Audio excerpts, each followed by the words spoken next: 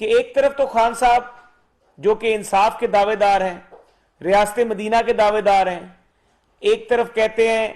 कि हमें हजरत उमर रजी तआला अन्हु की मिसालें सुनाते हैं और तोशा खाने में से वारदातें डालते हैं, घड़ियां चोरी करते हैं, मोबाइल फोन चोरी करते हैं, डिक्लेयर नहीं करते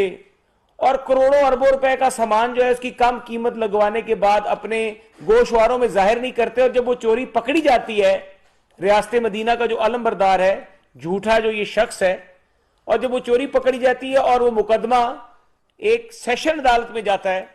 तो ये जो इंसाफ की बात करने वाला है और पूरी कौम को लेक्चर देता है रियासत मदीना का, ये शख्स खुद इंसाफ की अदालत में कटहरे में पेश नहीं होता। और जब ये कटहरे में पेश नहीं होता तो ये अपने आप को किस बुनियाद के ऊपर ये